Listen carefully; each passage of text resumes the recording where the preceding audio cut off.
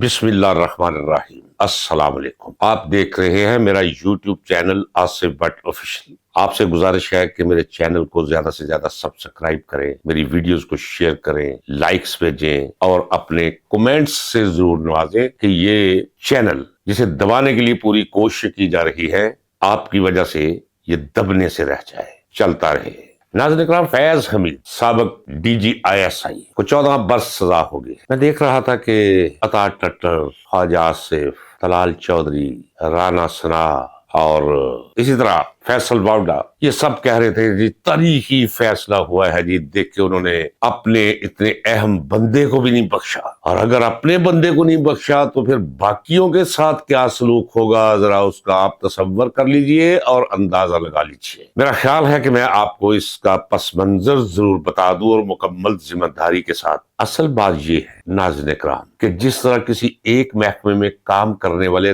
دو افراد کے درمیان ایک ترقی کی جنگ شروع ہوتی ہے، لڑائی شروع ہوتی ہے، جوڑ توڑ جاری رہتا ہے، اسی طرح فوج کے اندر بھی فیض حمید کی وجہ سے یہ شاید اس حد تک پاکستان کی جملہ تاریخ میں پہلی دفعہ یہ رفٹ، یہ کشاکش، یہ کھینچا تانی دیکھنے میں آئی ہے۔ فیض حمید ایک چلاک آدمی ہے۔ فیض حمید یہ اس لیے نہیں میں کہہ رہا کہ اس سے مجھے ہمدردی ہے، قیدی رہا ہوں، قیدی سے مجھے ویسے ہی ہمدردی ہے، لیکن حقیقت یہ ہے کہ فیض حمید کو دیکھ کر میرا اس بات پہ یقین پختہ ہو گیا ہے کہ اللہ تبارک و تعالیٰ کی ذات کو بہت زیادہ ہوشیار لوگ پسند نہیں، یہ درمیانے لوگ جو ہیں وہ اللہ کی پسندیدگی کے دائرے میں رہتے ہیں۔ اس نے پوری کوشش کی، عمران خان کے کان بھی بھرتا رہا، عمران خان کو غلط اطلاعات پہنچاتا رہا۔ میں مکمل ذمہ داری کے ساتھ کہتا ہوں ناظرین اکرام، سچ سے آگہی ضروری ہے۔ جنرل عاصم منیر آج جس مقام پر اپنے اعمال کی وجہ سے پہنچ چکے ہیں، وہ جانے، ان کا رب جانے یا ان کا مستقبل جانے، لیکن یہ حقیقت بیان کیے بغیر میں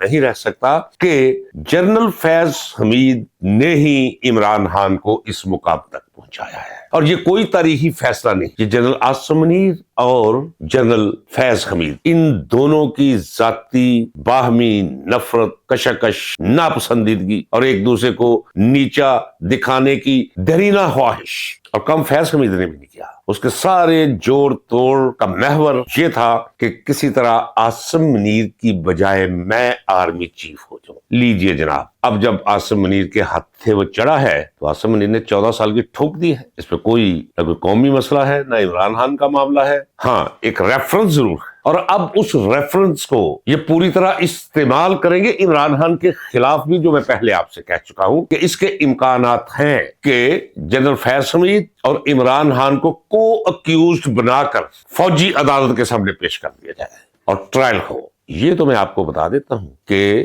پاکستانی افواج کے درمیان پھوٹ ڈلوانے، افراتفری پھیلانے، چیف کے خلاف بغاوت کروانے جیسے الزامات انہوں نے تیار رکھے ہوئے، یہ میں مکمل اپنے خبر کی بنیاد پر آپ کو بتا رہا ہوں، اور اس کی انتہائی سزا سزائے موت ہے۔ آپ نے DGI کا وہ اشارہ سن لیا کہ جناب وہ سزائیں ہم نے دینا بند کر دی تھی، اب تو سپریم کورٹ کے آئینی بینچ نے بھی یہ طے کر دیا ہے کہ کسی کا بھی سویلین کا ٹرائل ملٹری کورٹ میں کیا جا سکتا ہے، لہٰذا ہمیں یہ پہلو پیش نظر رکھنا چاہیے۔ ایک بات میں پھر اپنے تیقن کا اظہار ضرور کرتا چلا جو ناظرین اکرام، یہ اس لیے نہیں کہ میں آپ کو تسلی دیتا ہوں، نہیں، یہ جرات ہی نہیں۔ اگر آپ میں سے کوئی یہ کہے کہ ذوالفقار علی بھٹو کے بارے میں بھی لوگ کہا کرتے تھے یہ جرات کوئی نہیں ہے ضیاء الحق کی کہ اسے سزائے موت دے، لیکن سزائے موت دے دی، لاش نڈیروں پہنچا دی، دفنا دی۔ یہ صورتحال اور ہے۔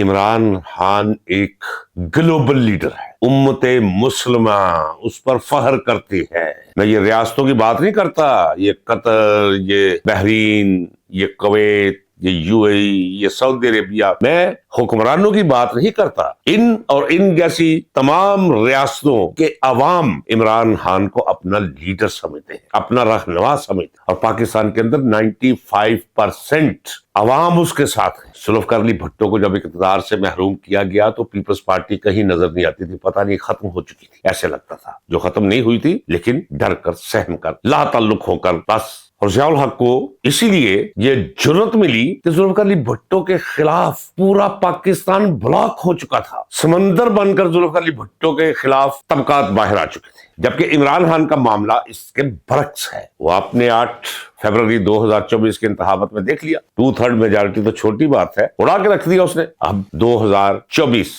8 فروری کی مقبولیت اور آج کی مقبولیت اس سے بھی زیادہ بلند ہے، 95% سے اوپر جا رہی ہے۔ کیسے دیں گے یہ سزائے موت اسے؟ ممکن نہیں، لیکن ایک صورت انہوں نے پیدا کر دی، اور دوسرا یہ ڈرانے کے لیے دھمکانے کے لیے اب سزائیں دی۔ جس نے کان ہلانے کی کوشش کی 9 مئی میں رکھ کر اسے بھی 10 سال 14 سال 5 سال 3 سال، تاکہ خوف کا ماحول پیدا کر کے یہ اپنے ناجائز سفر کو آسان کر سکے، محفوظ کر سکے۔ لیکن ناظرین اکرام یہ ہوگا نہیں۔ پاکستان اس وقت انتہائی مخدوش حالات کا شکار ہے۔ ملک کے اندر انڈکلیئرڈ مارشل لا ہے ناظرین اکرام، اس میں تو کچھ دوسری کوئی رائے ہے ہی نہیں۔ یہ تو ایسے ہی ہے کہ جیسے سورج چڑھا ہو تو کوئی بندہ کہ یار سورج چڑھا ہوا ہے، یہ کون سی خبر ہے؟ وہ تو چڑھا ہوا ہے، اس میں تو کوئی خبریت نہیں۔ اس میں بھی کوئی خبریت کہ ملک میں اس وقت مارشل لا ہے غیر اعلانیہ۔ آپ کے خارجی معاملات فوج طے کرتی ہے، آپ کے داخلی معاملات فوج طے کرتی، آپ کے معاشی معاملات فوج طے کرتی ہے۔ کہاں سے آئے یہ وزیر خزانہ؟ کون لائے اسے وزیر خزانہ؟ کیا ذات، کیا اوقات، کیا ماضی ہے اس شخص کا؟ کوئی جانتا ہے؟ نہیں۔ کہاں سے آیا یہ وزیر داخلہ؟ کون ہے؟ کیا ہے اس کا ماضی؟ کیا ہے اس کا؟ کون لایا ہے اسے؟ کوئی ہے استحقاق اس کا؟ محسن نقوی کا؟ کوئی نہیں۔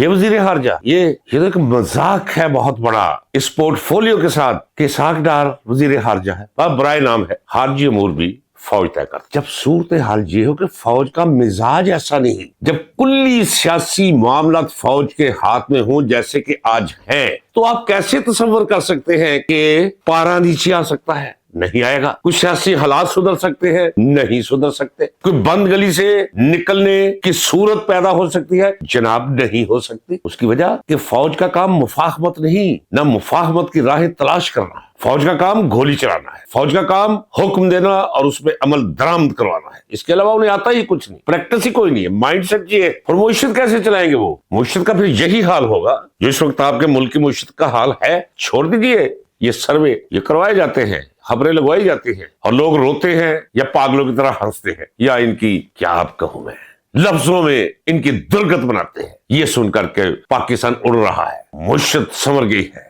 ذخائر بڑھ گئے ہیں، ایکسپورٹ زیادہ ہو گئی ہے، قیمتیں نیچے آ گئے ہیں، بے روزگاری کی شرح میں کمی واقع ہوئی ہے۔ لوگ یہ سنتے ہیں تو ان کے لتے لیتے ہیں، وہ کچھ کہتے ہیں جو میں نہیں کہہ سکتا یہاں بیٹھے کیمرے کے سامنے۔ تو اس کا مطلب یہ ہے کہ فوج معیشت بھی نہیں چلا سکتی جو چلا رہی ہے۔ داخلی طور پر امن امان نام کی شے ہی کوئی نہیں، یہ فاختہ ہی اڑ چکی ہے یہاں سے، چونکہ فوج کر رہی ہے۔ فوج کا کام یہ نہیں ہے، فوج کا ڈسپلن وہ کمال ہے، اور کمال ہونا بھی چاہیے۔ خارجی امور وہ بھی فوج کے کہنے سیدھے جا کر امریکہ کی گود میں بیٹھ گئے، اور چائنا کیا اپنے دشمن کی، اس کے دشمن کی گود میں جا کر آپ لوگ بیٹھیں گے تو وہ آپ کے لیے کوئی اچھی سوچ سوچے گا؟ نہیں، بالکل نہیں۔ کھو چکے ہیں ہم چین کو، امریکہ کے کہنے پر افغانستان کو ہم نے اپنا دشمن بنا لیا ہوا ہے، اس کی دشمنی پر تلے ہوئے ہیں۔ بھارت ویسے ہی روز ازل سے دشمنی اس سے چلتی چلی آ رہی ہے۔ ایران وہ آپ کا دوست نہیں۔ تو خارجہ پالیسی جب فوج چلائے گی تو نتیجے یہی نکلیں گے۔ ہم نے دیکھا ہے نا، فوج نے جنرل ضیاء الحق کے دور میں خارجی امور اپنے ہاتھ میں لی، ایون دو کہ جب بے نظیر کو حکومت دی گئی، 88 کے انتخابات ہو چکے تھے، محترمہ بے نظیر جیت چکی تھی،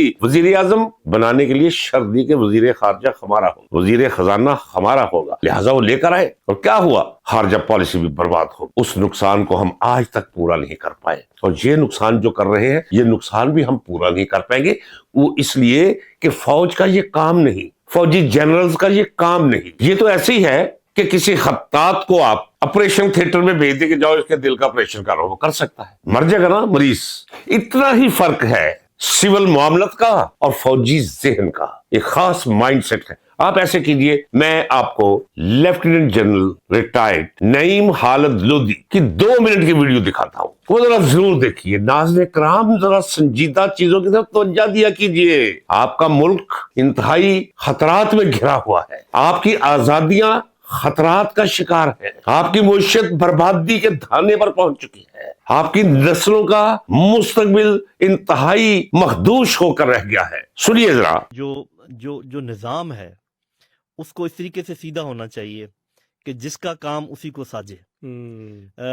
میں دیکھیں 35 سال فوج میں رہا، میری ٹریننگ یہ ہے کہ جو میرے آگے کھڑا ہو میں اس کو مار دوں، ٹھیک ہے، جو یہاں کرے اس کے بعد ڈنڈا ٹکاؤں۔ میری تربیت ہی یہ ہے سختی والی اور یہ ضرورت بھی اسی بات اور کی تھی. فوج کا کام بھی ٹھیک ہے. یہی ہے. ڈپلومیسی اگر آپ مجھ سے ایکسپیکٹ کریں یا پالیٹکس آپ مجھ سے ایکسپیکٹ کریں یا اکانومی کے اوپر میں سمجھیں کہ میں بڑا کوئی افلاطون ہوں تو پھر مرضی ہے نا آپ کی. میرا اپنا خیال یہ کہ آج بھی اگر ڈپلومیسی ڈپلومیٹس کے حوالے کر دیں، اکانومی اکانومسٹ کے حوالے کر دیں، پالیٹکس پولیٹیشینز کے حوالے کر دیں، بات چیت جو ہے اس کا وہ ٹرائبل ایلڈرز اور پولیٹیشینز کے حوالے کر دیں، اور آپ اپنے کام پر توجہ مرکوز کریں، تو یہ اگر 6 مہینے میں سب کچھ ٹھیک نہ ہو جائے تو آپ کہیے گا کہ میں سر غلط کہہ رہا ہوں. بہت اہم پوائنٹ. تو یہ جہاں سے ہم نے شروع کیا تھا، عمران خان اور جنرل عاصم منیر کی کوئی ذاتی کوئی عداوت نہیں، جنرل فیض حمید نے پیدا کی ایک سازش کے تحت. اب چاہیے اس ملک اور اس قوم کی بہتری کی خاطر معاملات کو یہی روکا جائے. یہ ملٹری کورٹ، یہ فیض حمید کے ساتھ کو اکیوز بنا کے اس کا ٹرائل کرنا، اٹک قلعے میں منتقل کرنا، اس سے کچھ بھی حل نہیں ہوگا. معاملات اور بگڑیں گے. ہم سب آنے جانے والی چیزیں، یہ ملک اپنی جگہ پہ رہنا چاہیے. اور عمران خان، میں سوچتا ہوں کبھی کہ اگر عمران خان کے ذہن میں یہ تھا کہ فیض حمید چیف آ جائے تو شاید معاملہ ٹھیک ہو جائے. میں نہیں کہتا کہ اس کا خیال تھا، اگر خیال تھا تو اس کا مطلب ہے تاریخ سے کوئی سبق نہیں سیکھا تھا. آپ دیکھیے نا، اسکندر مرزا بڑی کوشش کر جنرل ایوب خان کو لے کر آئے. جنرل ایوب خان نے کان سے پکڑ کر ملک سے باہر نکال دیا. صدر ایوب بن گئے. صدر ایوب نے اپنے قریبی ترین، اپنے چٹکوں، اپنی جیب کی گھڑی، ہاتھ کی چھڑی یحییٰ خان کو آرمی چیف بنایا. چلتا کیا اس نے، ملک ٹوٹ گیا. یحییٰ خان نے مجیب الرحمان کو اقتدار منتقل کرنے کی بجائے پاکستان توڑنا گوارا کر لیا، اور پھر ذوالفقار علی بھٹو کو منتیں کر کے بلوایا باہر کہ یہ اقتدار لے اور ملک سنبھال. ذوالفقار علی بھٹو کو بظاہر تو احسان مند ہونا چاہیے تھا، اسے قید کر دیا. پھر ذوالفقار علی بھٹو نے 6 جنرلز کو پیچھے چھوڑ کر یہ دیکھا کہ جنرل ضیاء الحق کی شکل سے ہمیں بڑھاوا سا، آنکھیں اندر کو دسی ہوئی، دانت باہر کو نکلے ہوئے ہوگا، یہ تو نمازیں پڑھتا ہے 5، لے آؤ اسے، لے آؤ. یہ کیا ہے؟ نہ عقل، نہ شکل، نہ وجہ، نہ نسل، نہ ذات، نہ اوقات. کیا ہوا؟ ذوالفقار علی بھٹو کو اس نے پھانسی دی. نواز شریف مشرف کو لے کر آیا. کیا کیا مشرف نے؟ یہ جب تک فوج کا معاملہ فوج تک نہیں رکھا جائے گا، فوج کی تقرریاں غیر سیاسی طور پہ نہیں کی جائے گی، میرٹس پہ ہوں گی، تو سیاست بھی سنور جائے گی اور ملک بھی سنور جائے گا. اس وقت انتہائی ضرورت ہے، دانش کی ضرورت ہے. اس وقت 10-20 بلین US ڈالرز سے زیادہ اہمیت ہے دانش کی، کہ دانش مندی سے کام لیا جائے. ملک اور قوم کی خاطر چور، اچکوں، لٹیروں، بازاروں لوگوں کو اکٹھا کر کے ایک فارم 47 کی حکومت قائم کی گئی ہے. جتنی جلدی ہو سکے قوم کے گلے سے یہ غلاظت دور کر دے. کچھ بھی نہیں، کیا لینا ہے آپ؟ ختم کریں یہ 26ویں آئینی ترمیم، یہ 27ویں آئینی ترمیم. جائیں ذرا ایک دفعہ اس ملک اور قوم پہ رحم کرے اور بیرکس میں جائے. اپنے آپ کو ان معاملات، سرحدوں کی حفاظت بہت اچھی آتی ہے آپ کو. اس طرح تو آپ کی پیشہ ورانہ صلاحیتوں کو بھی گھن لگ جائے گا. یہی وہ عوام ہے، انہیں سب سے زیادہ فخر اپنی فوج پر ہوا کرتا تھا. میں سچ کہہ رہا ہوں، میں خوشی سے نہیں کہہ رہا، میں صدمے سے کہہ رہا ہوں. میں اللہ کی ذات کو گواہ کر کے آپ کو خارجی تصویر پیش کر رہا ہوں کہ 90% سے زائد لوگ بلا وجہ فوج کے خلاف. وجہ ایک نظر آتی، مجھ پہ بھی لوگ تنقید کرتے ہیں کہ آپ کیسے کہتے ہیں جی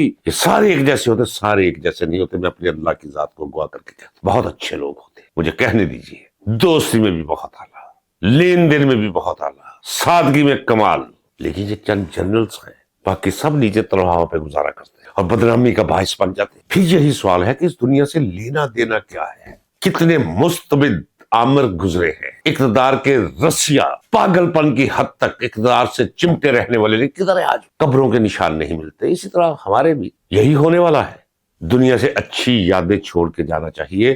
اور اگر کوئی سربر آوردگی کا شوق ہے تو وہ شوق بھی تابع ہونا چاہیے کہ جب اس دنیا سے گزر جائے تو تاریخ ہمیں اچھے نام سے یاد کرے، لوگ اچھے نام سے یاد کریں. ملاقات ایک رائٹ ہے بھائی. سیاسی باتیں نہیں کریں گے تو اور کیا کریں گے؟ میں آپ کے سامنے بیٹھا ہوں اور میں نے ایک کالم نگاری کا آغاز ہی میاں والی جیل سے کیا، اور سب کو علم تھا کہ میں وہاں بیٹھ کے لکھ رہا ہوں. جنرل ضیاء الحق کی پالیسیز پر میں تنقید کیا کرتا تھا، اس کی تعبیر شریعہ کا میں سخت ناقد تھا. لیکن ملاقات کبھی نہیں رکی تھی، کبھی بھی نہیں رکی تھی. کیا ہے ملاقات کروا دینے؟ جتنا اسے چھپائیں گے اتنی ہی اس کے ساتھ محبت لوگوں کی گہری ہوگی. یہ حل نہیں ہے مسئلے کا. یہ نواز شریف، یہ شہباز شریف، اس میں کوئی شک نہیں. جہاں تک حکمرانی کا تعلق ہے، میں ناظرین کرام آپ کو بتا رہا ہوں، جائیے جا کے تاریخ پڑھ لیجیے. علاؤ الدین خلجی کتنا بڑا نام ہے، اس کا بیٹا मुबारक खिलजी रात को औरतों का लिबास पहनकर नाचा करता था वो। और बाकी उसके बारे में क्या कहूँ, माएं बहनें बेटियां भी सुनती हैं, वो भी यहाँ हुक्मरान था। मोहम्मद शाह रंगीला भी यहाँ हुक्मरान रहा है। ये अगर कभी कभी आसमानी अजाब भी कौमों पे नाज़िल होते हैं, कोई इज्तिमाई गुनाहों की सजाएं भी मिलती हैं आसमानों से, ये सजा है। ये शरीफ के बच्चे, ये आगे उनके बच्चे, ये इनके साथ सारे हवारी पटवारी, सारे का सारा गंद, हर जिले और हर तहसील से जो गंद हो सकता था वो इनके साथ, और वो गंद मुसल्लत है। और इस दफा जो मुसल्लत है नहीं, मुसल्लत किया गया है। जिन्होंने मुसल्लत किया है उनकी खिदमत अक़दस में गुजारिश है कि खुदारा हमें निजात दे दे, निजात दिलवा दे इनसे। नहीं तो मैं अपने तजर्बे की निगाह से देख रहा हूँ, जल्द जब देर वक्त गुजरते पता नहीं चलता। कहते हैं कि जो होना मुकद्दर हो उसे समझ लेना चाहिए कि वो हो चुकी है। ये तो हो चुकी है कि अगर हालात इसी तरह बढ़ते रहे तो बहुत बड़ी अनारकी इसके बतन से उभरेगी, कुछ भी बाकी नहीं बचेगा। आज भी Suhail Afridi chief minister, 2/3 majority, war zone है केपीके, वहां पाकिस्तान के खिलाफ और पंजाब के खिलाफ नफरत में शिद्दत आती चली जा रही, उसे कम कीजिए। बलूचिस्तान में पहले ही ये हालत है कि हमारी फौज एक टुप की शक्ल में भी एक जगह से दूसरी जगह नहीं जा सकती। बलूचिस्तान के सारे जमीनी रास्ते ऑलमोस्ट कटे हुए। कुछ ख्याल कीजिए, कुछ रहम कीजिए इस मुल्क पर और इस कौम पर। नाज़रीन इकराम, इजाजत दीजिए, जाते जाते एक बात जरूर कहूंगा कि इमरान खान जैसा शख्स बख्शियत एक लीडर के तारीख में कभी कभी कौमों को नसीब होता है। ये खुदा का एक अतिया है, इनाम है, एक रहमत है। कदर कीजिए उसकी, इजहार यकजहती कीजिए उसके साथ भी। इजाजत दीजिए, मिलते हैं अगले व्लॉग में। अल्लाह हाफिज। पाकिस्तान पाइंदाबाद।